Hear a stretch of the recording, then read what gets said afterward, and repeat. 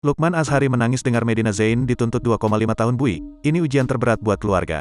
Lukman Azhari tak kuat menahan tangis saat mendengar istrinya, Medina Zain dituntut 2,5 tahun penjara oleh jaksa penuntut umum.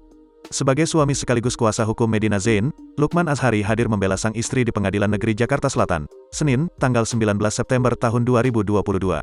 Dalam sidang yang beragendakan pembacaan tuntutan, Medina Zain dinyatakan bersalah atas 2 kasus, pencemaran nama baik dan pengancaman. Ketika ditemui setelah persidangan, Lukman Azhari mengungkapkan bahwa dirinya memang merasa sedih saat mendengar lamanya hukuman untuk Medina. "Sedih saya tadi, saya memang gitu orangnya," kata Lukman, dikutip dari YouTube Cumi Cumi, Senin, tanggal 19 September tahun 2022.